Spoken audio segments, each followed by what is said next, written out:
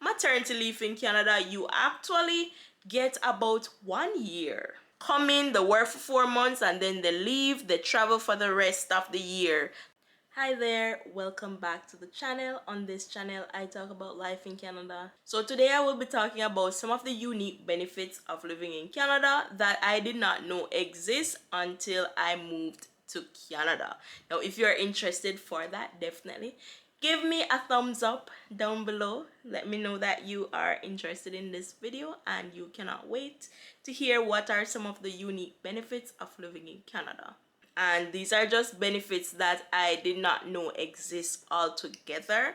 Like, if there are things that I already knew about, then they won't be on this list. So the first one is child benefit. With child benefit, once you have a child between when you had birth until that child is 18 years old, Canada gives you a certain amount of money every single month to help to take care of your child. This is a benefit that I did not know about previously, which was very interesting when I came here. And basically, the less money you make, the more the benefit is. The more money you make, the less the benefit will be.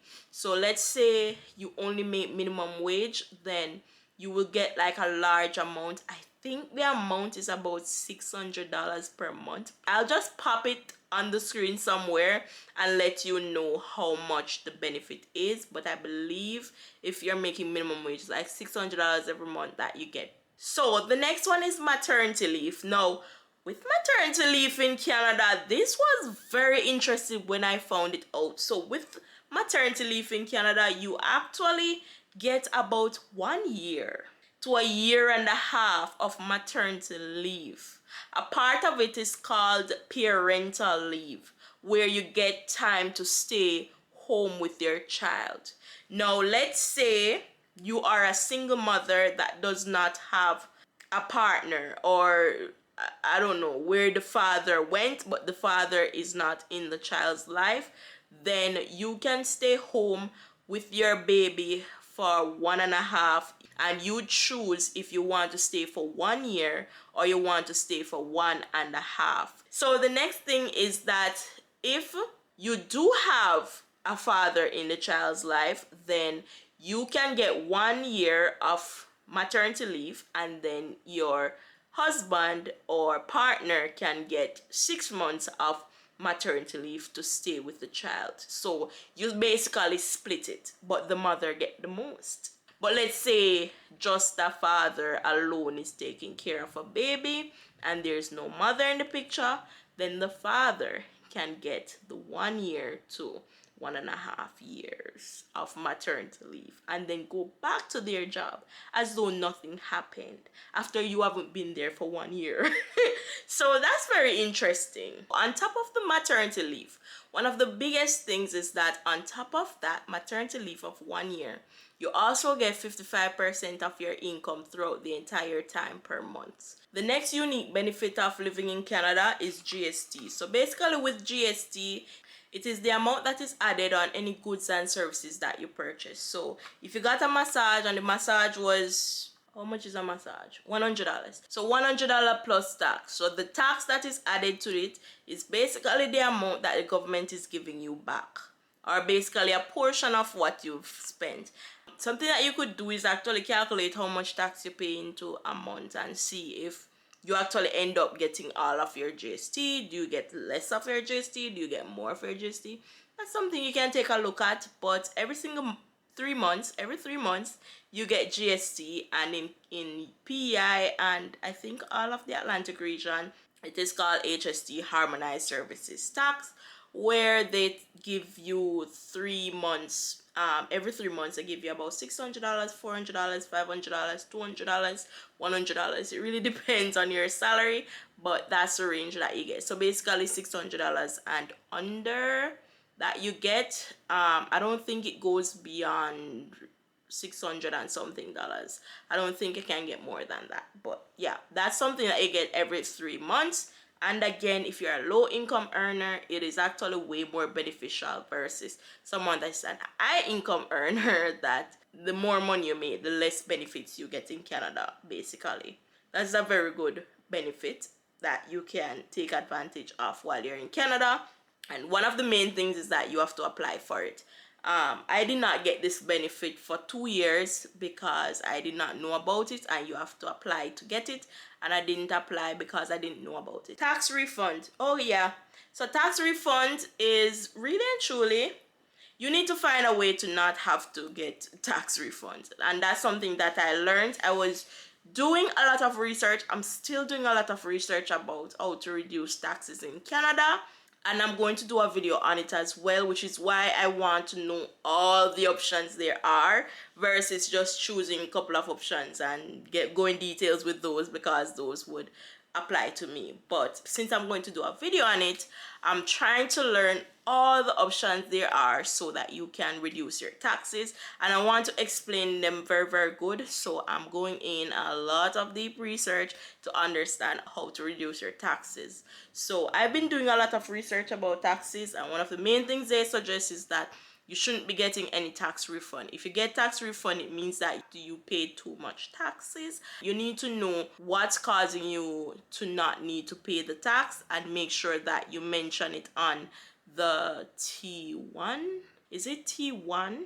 It is a form that you get before every employment. That is a tax form, and it basically is where you tell them about your situation. Like, do you have tuition amount, which is my next point, I believe.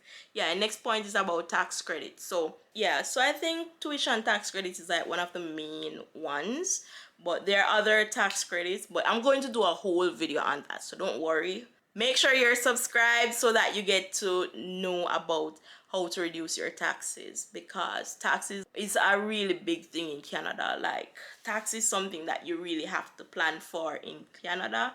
So tuition tax credit, I keep explaining it because I don't know, maybe you guys are not understanding what I'm saying. I don't know, but I keep telling you that with tuition credit, basically, if you pay $50,000 in tuition for 4 years, then you actually get back all of your money in taxes. So if you paid $50,000 in taxes, $50,000 in tuition, then you actually get all your tax money deducted from that $50,000, and then afterwards you have to start paying the taxes. But in the meantime, you don't pay any taxes. So it's kind of like Canada is giving you back your tuition.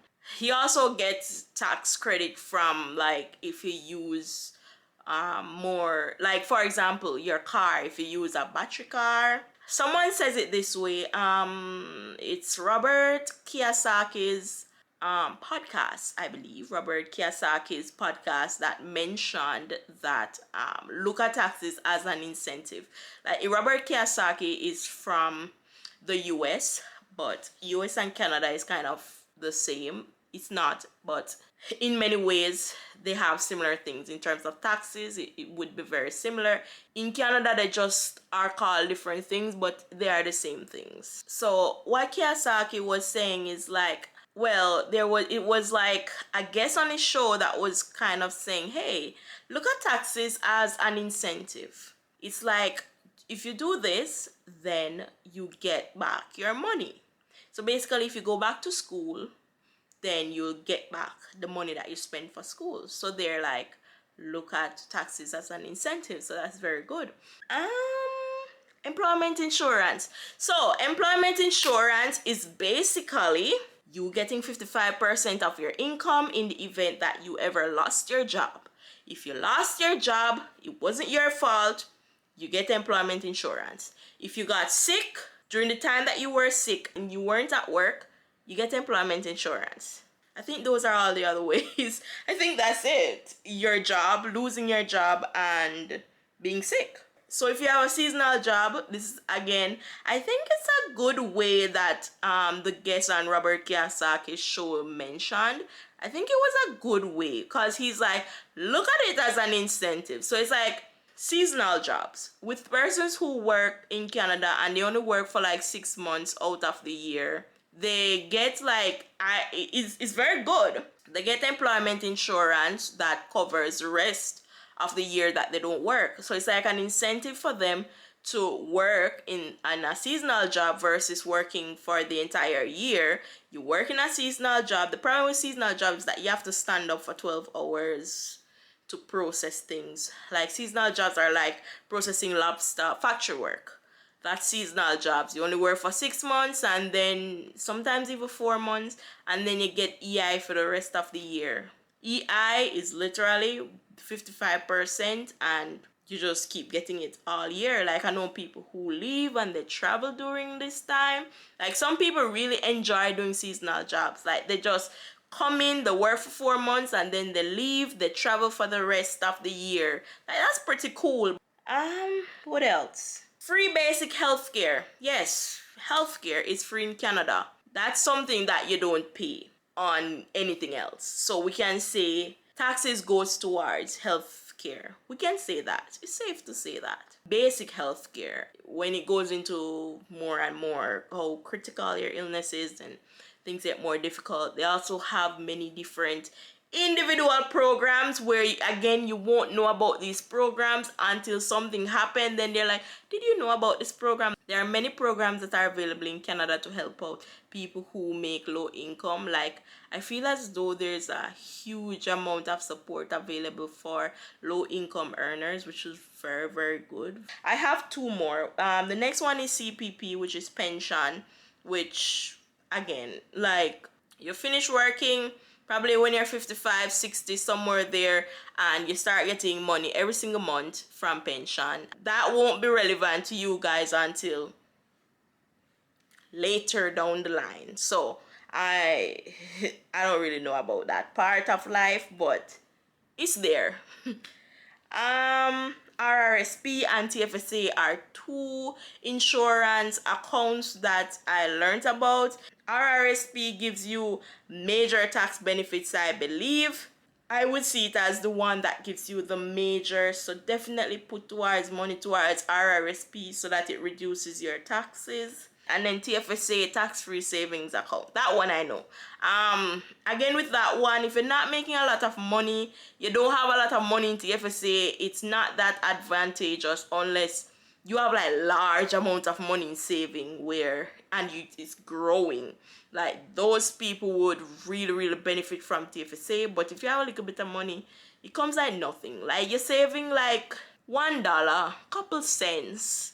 Currently for me, I do not have a large amount in TFSA, and yeah, it's like you don't really save much. Like you to begin with, they're not getting that much tax, so it's basically just tax sheltered where your money isn't taxed. But to begin with, I don't have that much money in there to be taxed in the first place, so it's not that advantageous for me. But maybe someone, and if there's someone that has like $100,000 in there or $200,000 in there and that type of money, then those people would really benefit from TFSA. But I don't think that I would personally benefit from TFSA. I think it's for people who has like $100,000 or more that would benefit, but not for me. But it's really nice still. I save like $2.